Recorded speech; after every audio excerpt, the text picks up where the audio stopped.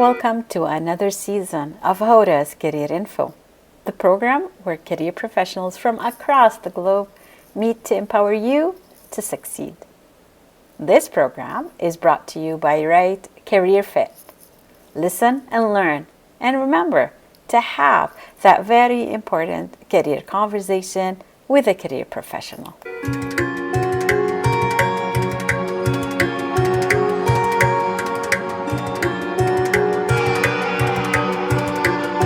What am I here on this earth to do?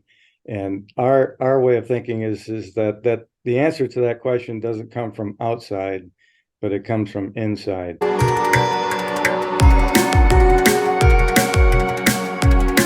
And being mindful individually of what gives me meaning. And when you can answer that question, you can find work that will fit in with your sense of who you are and what's meaningful to you.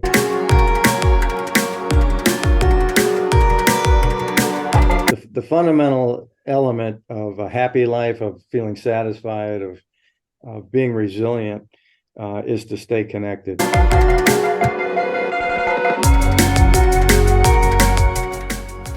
Thank you for joining me in Hoda's Career Info, your career program where guests from across the globe share career tips and personal stories to help you successfully navigate your career. I am Hoda, your host. I look forward to another season of career chats with international professionals who will inspire you to take your journey to the next level.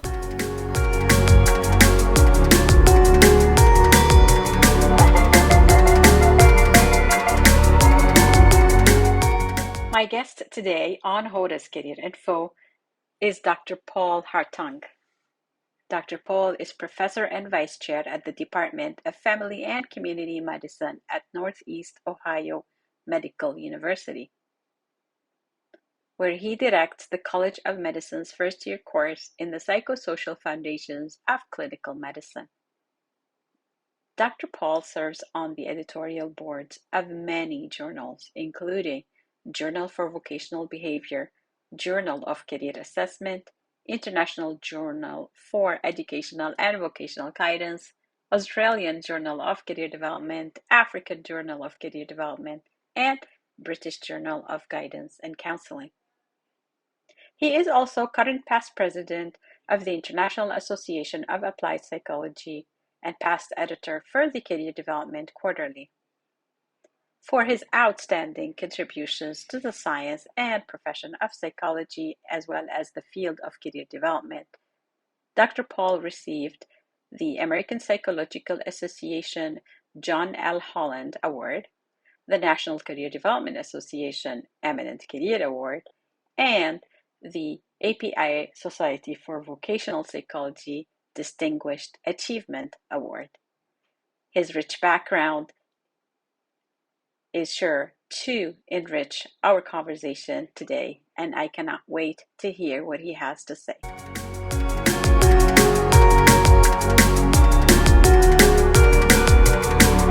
Thank you, Dr. Paul Hartung, for joining me today. I appreciate your time and your willingness to answer my questions. Sure.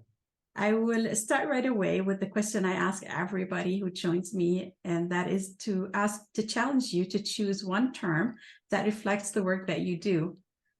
For example, as I mentioned, mine is career literacy. What would be your term, and how would you define it from your perspective? Not if I were to do a Google search and look up that word. Yeah, I would say meaning would be the word that comes to mind. I was going to say meaning or purpose.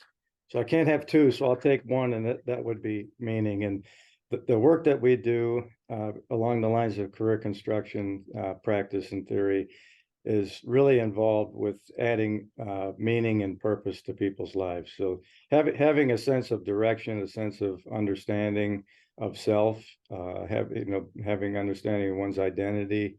Another way to say it would be mission. What am I here on this earth to do? And our way of thinking is that the answer to that question doesn't come from outside, but it comes from inside. And so the meaning really derives from inside the person, And also because Mark Savickas, who's developed this career construction approach, really deliberately called it career construction because it's a constructionist based approach, meaning that how we make meaning is in interaction with other people. So we decide together as human beings, we decide on what things mean. And specific to the individual, though, is there's also a constructivist approach, which is more internal, and it's how an individual like you yourself or I myself interpret events and things that happen to us in the world. So I think, in a nutshell, to answer your question, the word that comes to mind is meaning. That's a very good word. It hasn't been used before. We've had purpose on the program before. Yeah. So I like the way of looking at it as making meaning for ourselves. Next question for you, Dr. Paul, is yes. Can you share with the audience your story and how you got to where you are today? You have an interesting combination within the work you do. I think it's very unique. And within it, perhaps a message to young people looking to start their career today. Yeah. Well, thank you for that question, Hoda. I would say that my career is really a family story. That for me, where I am today really started way back when I was a little boy growing up. And we talk about in the counseling that we do, we talk about going back to early memories, which is one thing. It's things that happen to you, stories from your life that really are formative and shape the person you are and who you become. There's also something we talk about that are guiding lines, and these are things that we get from our parents. It's how we look to mom and dad for guidance, or if mom and dad aren't there, some significant elder in the family or someone who you've really kind of taken in and incorporated what they've given you. So for me, I would say my career is really a reflection of a family story. I work as a professor in a medical school. And if you trace back to where I started, my father was a physician. His father was a physician. My mother and father had 6 children. I was one of them, obviously, luckily, very fortunately. And along the way, there was kind of a sense for me all this time. I don't know about my brothers and sisters would be another story, but for me, it was always really following in my father's and my mother's footsteps that I was going to build a career that had something to do with, certainly higher education. And it was sort of John Krumboltz, the late John Krumboltz, who was a wonderful theorist and practitioner and person. He had a theory that was around the idea of planned happenstance, that things happen kind of spontaneously. If you keep your eyes open and look around and stay aware, you'll find opportunities. And the opportunity that presented itself to me was to take my background with a Ph.D. in counseling and human development and work in a medical school. And so I've always kind of said that I've joined the family business of my father, my grandfather, but I've joined it in a different way. That as a PhD counselor, I do the work kind of in a medical school as a way to kind of honor my predecessors, my father, grandfather. And the other side of that is I remember a little bit, the side story to this is going through school. I never really knew exactly what I was going to do. Like most young folks don't know, and even older folks, we continue to not know. But in high school, I was involved, it came down to 3 courses. One was psychology, one was sociology, the other was astronomy. And I went to my first year in undergraduate school at the University of Toledo, and I took a course in astronomy, and I got a C, and I knew right then that wasn't going to be in the stars for me. and I really turned full attention into psychology and sociology, and I really realized that what I was most interested in was the individual human behavior, and so psychology was the easy choice. And so that was very formative to me too. And I remember my mother, so after I finished undergrad, I was going off to a master's program in counseling. And I remember my mother saying if that didn't work out, that she would send me to culinary art school, because my mother was a wonderful cook and chef. And I learned a lot from her fortunately, I think my wife benefits a little bit because I'm a little unusual that way. That I do a lot of things around the house that typically men get stereotyped not doing, and I owe all that to my mother. So my mother made me a really good homemaker, and my father made me a really good professional, I think, in the workplace. So I would say that my story really comes from my roots in my family. Yeah. Thank you for taking us through this journey for many watching to see that it's never a straight line. And there's a lot of exploration that happens till we get to do the things we like to do. Yeah.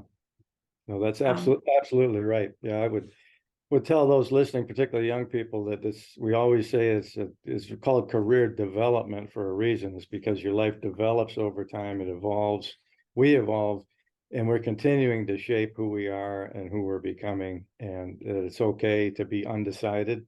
This was another thing that John Crumboltz, the late theorist, talked about, was the wisdom of indecision. But sometimes the best decision to make is to be undecided, to be not sure.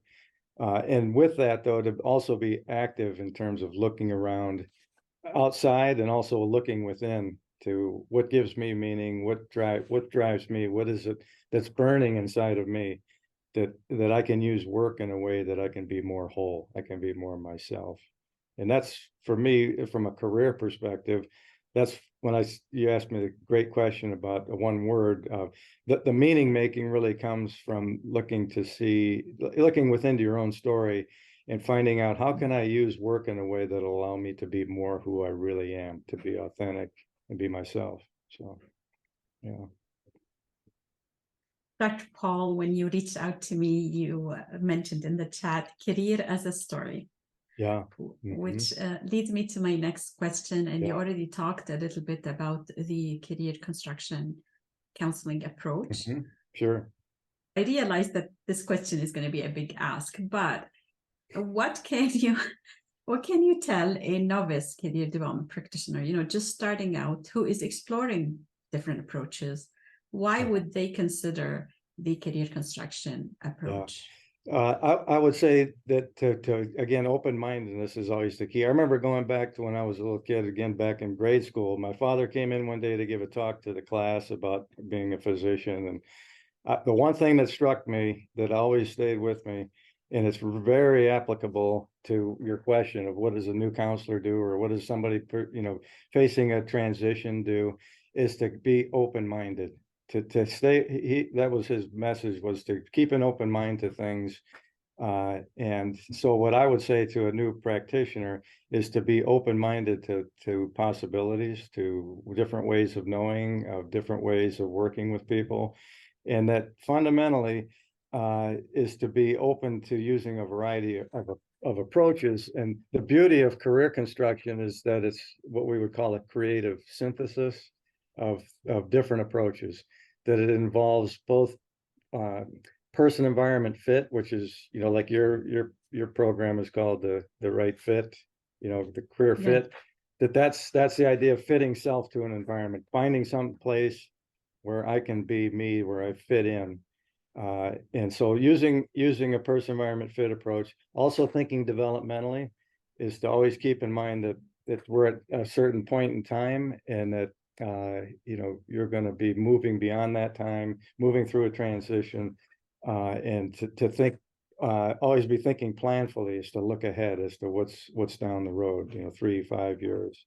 So think individually in terms of person environment fit, think developmentally in terms of the person in context and developing over time and space. And the third is to turn to the story. And one of the things that career counseling has really taken what we call a narrative turn, that we've turned more toward, particularly in the 21st century now, more towards the power and the wisdom of looking within to one's own story, is that to use a narrative approach, particularly for people who are really feeling stuck and don't know, maybe they've had interest inventories that, told them they've gotten some information from that might be useful. But if they remain still confused, the test said I should do X, Y, or Z, which is something we try to get away from that language of Right. shooting. Yeah, is to look to the story. So for someone new practicing, is to read as much as you can, to study as much as you can, to be open-minded to different approaches, and find out what it is that you most resonate with, and use that approach. So open-minded exploring of possibilities, of interventions, of ways of doing career counseling. And I think that would be my best advice to someone. Yeah. I like that. I kind of started with Crumpold's theory when I started 10 years ago, but I've added so many now to approaches to the way I support my clients. Sure. So you take things that are useful to you and the work that you do, and use that to try to support people. We've also recently, Mark's really encouraged with this career construction theory to move away from helping, how can I help you, and this sort of thing, is to see the counselor's role as more of a, how can I support you in the work that you're doing? How can I support you in making this transition? Help, it really implies that someone is helpless or can't help themselves. And the fundamental philosophy of career construction particularly is very much in line with, the folks on this watching this might know Carl Rogers, who is a very famous psychologist and theorist, had this client-centered approach, was that fundamentally the power to change is not from some expert helper going to help you to change. The power to change comes from within. And Mark uses this example. I think it's a great one, because almost everyone knows the story of the Wizard of Oz.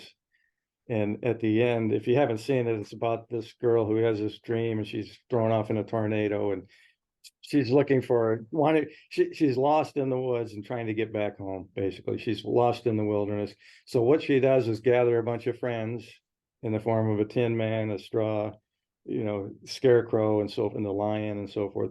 Gets these friends together, and finally at the end finds her way home, because the good witch tells her, Dorothy, you always had Dorothy says, I want to go home.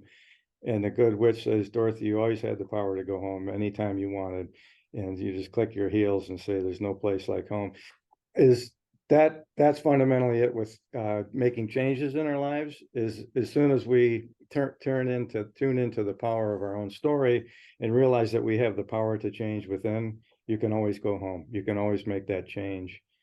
You just got to be ready, willing, and able to do it. And that's really the key. So. That's great how you related the two together, and so true. It does have to come from within. Yeah, right.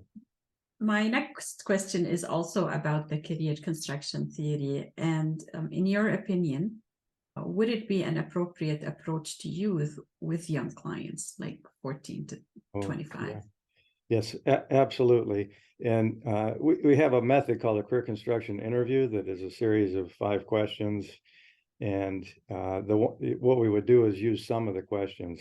And some of the questions that I would use with young people, you could do this individually or you could do it in groups, is to get them thinking about, particularly at early adolescence, when you were younger, say a little girl or boy growing up, who were your role models? Who did you look up to? Who's somebody you wanted to be like? So the question of looking at who did the person look to, and the answer to the question is someone outside your family, not mom or dad, but who did you look up to? Years ago in the United States, there was a very, and I'm sure people will know this, but the very famous basketball player, Michael Jordan, in the 1980s and such. And there was a mantra around, everybody wanted to be like Mike. And so it's like, who is it that you could ask young people, who is it you want to be like? And when they give you that answer, ask them to describe what's that person like, what's their personality, what sorts of traits do they have, how would you describe them? And so you could use that particular question with young people to get them to start reflecting on, by their answers to the question, fundamentally in describing Michael Jordan, they're describing themselves. So if you tell me who you admired, who you looked up to, and ask and give me some description of that, we have a sense of who you are and who you're becoming, who you want to be. So they can start to think about the kind of person that they are.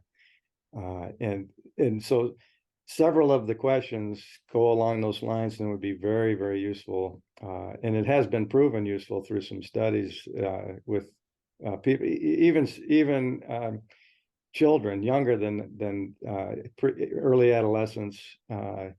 We've done studies with as early as actually a group in Italy has done some work with kindergartners even to get them starting to think about who they are and where they're going, that sort of thing. Just to open it up. So it's very, very useful, and particularly useful with anyone at any point, but for people facing transitions and change. So a senior in high school gets the question, what are you going to do next? And they have no idea. There's an opportunity, yes, to absolutely introduce some of the career construction methods. And we have a workbook called My Career Story that's available for free. And it's a self-directed, self-guided workbook that anybody can use. And it's an opportunity to use it to do some reflective work, to take that pause, think about yourself, who you are, where you're going. And so that it's a career planning workbook that can be very useful to people across various ages. This is good to hear. I believe, the sooner we start talking with students about themselves, the better. Yeah, no, absolutely. What are some of the projects that you are looking forward to accomplish now or perhaps in the near future? Continuing to advance career construction, practice and theory. So lately it's been a lot of work on books and book chapters to really kind of outline and outlet. Mark has really done the work on a grand scale to really consolidate his thinking around career construction. That's Mark Savickas. And many of us who've followed and studied and adopted Mark's work and adapted it to our own work continue to hone our understanding of the materials and the methods and the model that we use to make career counseling even more effective. So one of the things in terms of projects is doing a lot of things like this. This is helpful to kind of get the message out. I've done webinars in various contexts and go to conferences and present work on career construction and write about it. I have a colleague in Portugal who's working on a book that's advancing, career construction counseling, the methods, and I've consulted. He's asked me to consult with him on that, so we're working on that book and just a variety of other projects. Just continue to research and develop it. One of the things that's been very striking is how good and amazing the approach works, and with a variety of people in a variety of contexts. Working in a medical school, we have students who are in medical school, and they make the decision, I want to be a doctor. What they then face, Hoda, is the question of what kind of doctor do I want to be? Because they have another choice to make, which is a specialty. So we do a lot of work around medical specialty choice, and I'll often have students who come looking for help or support in deciding on where they want to go next in terms of specialty choices. And we've done research and work around medical specialty decision making, and have a measure called the Physician Values and Practice Scale, which is a measure of work values specific to the occupation of physician. But I think people are probably less interested in what I'm doing than in what they're doing. I'm more interested in what other people are doing. Always curious. It's always amazing to hear other people's. That's why when you and I started talking, I was interested in your story and what you're doing right now, and how you kind of came to that. So. Well, talking about it is definitely important. It's why I created my YouTube channel, to have people talk about career development in general, and then bring their attention to approaches similar to the career construction counseling approach. Yeah, absolutely. Yeah, one of the major drivers today too is in our field, which is vocational psychology, particularly in career development. is, obviously the world of work as it is today is very different. People working in hybrid situations and working on projects and moving from one job to the next rather than staying in a career for the same job for 30 years. That model was the 20th century. 21st century model is much different. There's statistics cited that people between the ages of 18 and 34, people change jobs like 12 times on average, something like that. So there's a lot of flux. And the other is a focus on really returning to the roots of career counseling in the early 20th century.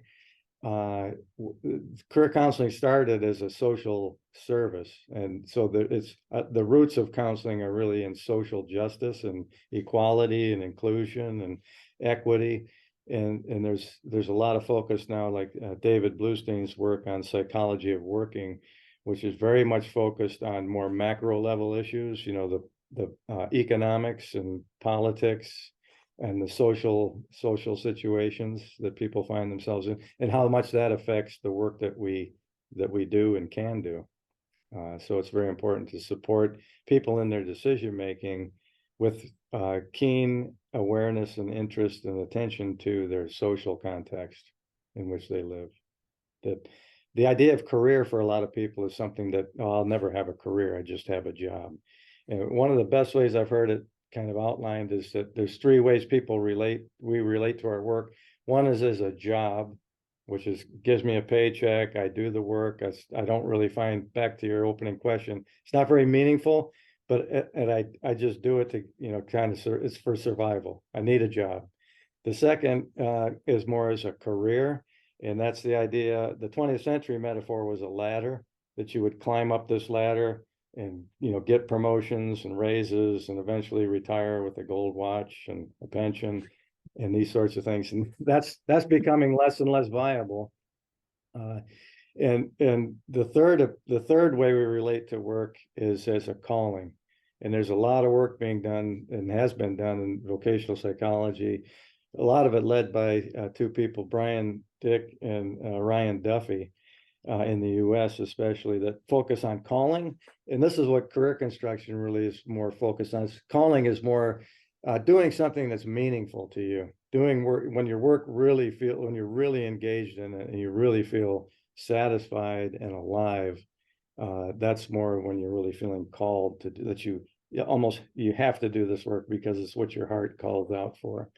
So, and for many people,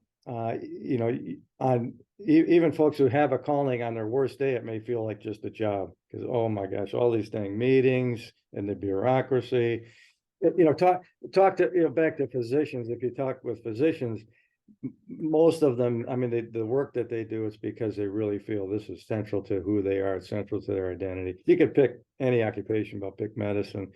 And at the same time, you can find physicians very frustrated and feeling like this job is so stressful because the system I'm in doesn't support me, the bureaucracy of the healthcare system, the hospital systems, things like this tend to take what someone got into as a calling and can crush it. And so this is where you get people that leads to things like burnout and just a lot of workplace stress and strain and things like this. So it's trying to be mindful of back to your opening question, being mindful individually of what gives me meaning. And when you can answer that question, you can find work that will fit in with your sense of who you are and what's meaningful to you, which is very different from trying to match people to a job, say, oh, you're this kind of person, you'd fit in there. It's more of, we turn that around and say, how can I fit work into my life? That how can I use work in a way that allows me to be me? So we can ask ourselves, am I being used by work or am I using work? Which is an interesting question to ask yourself. I appreciate all the information you shared. Sure. And I kind of think of it that we need to continuously be checking in as well on that last question you used, is probably once a year, once every 6 months, checking in on that question. Yeah. There was a book, I think it was Maria Shriver, who was a famous newscaster in the US. She wrote a book some years ago called The Power of Pause. And it was all about taking that break, taking the power of, rather than making a hasty decision and just acting impulsively, of taking a pause, even if it's just a few minutes in a day. And a lot of people, we see here more and more, again, I'm in the United States, so I'll use us as an example, is that there's a lot of focus on mindfulness practices of slowing down. The U.S. culture and a lot of Western culture, it's just very driven and fast paced. And we find people more and more realizing that I got to slow down. I've got to take a break. I've got to do some mindfulness meditation. I need to do some yoga. Is becoming much more popular. A lot of alternative types of approaches to living, mostly adopted from the Eastern cultures. Over these many years, is finding its way more and more into the lives of people all over the world, but particularly in the U.S. or what more civilized. What do I want to say? Kind of first world countries that are constantly pushing ahead to the future. Is the need to maybe take a pause and look to the past and the present as you shape your future. So there's a fancy word in career construction called reflexivity. And the idea is that you shape your future by looking at your past and your present, and you take action to kind of shape where you're going to go next. But it comes from this very conscious reflection on who you are and where you've been and where you want to go. So. Another valuable career advice for sure. Dr. Paul, I could go on and build on your answers with many questions. But these are all the questions that I had prepared for you. And is there something else that you would like to build on or to use to wrap up our chat together? I would just say that I'm feeling right now just very grateful for the opportunity, Hoda, to speak with you and everybody who might be watching this, and really appreciate again just the opportunity.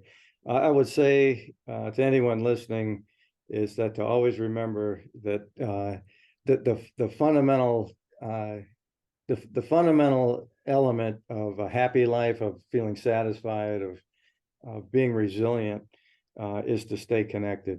Is that the power? Sometimes we get so wrapped in our own stories and what we're doing and feeling alone and isolated. Is to always try to build connections. This is something I continue to work on. I think it's very important.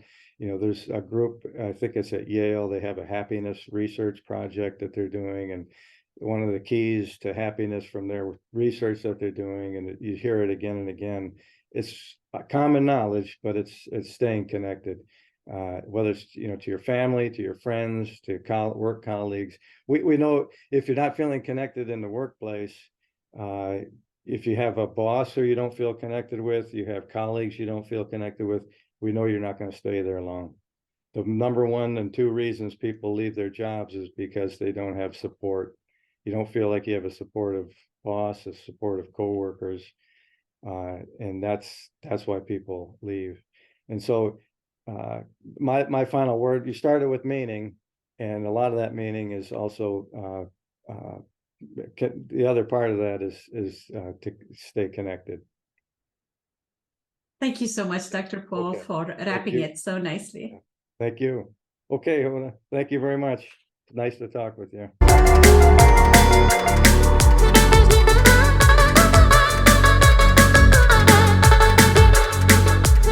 You've been listening to Hoda's Career Info, the program where career professionals from across the globe join me to empower you to succeed.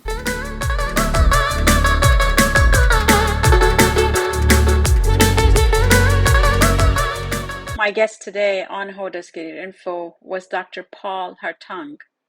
Dr. Paul shared valuable life and career tips. He also educated us about the career construction theory. I look forward to your feedback in the comments section.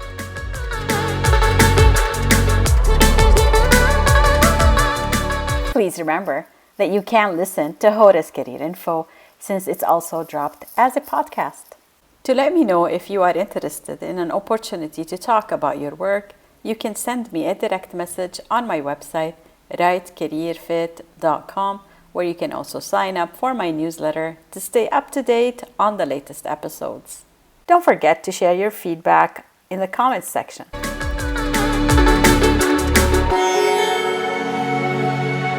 Remember to like, subscribe, share, and follow me on social media for more career info. I am your host, Hoda, and until next time, stay inspired and keep moving forward in constructive ways.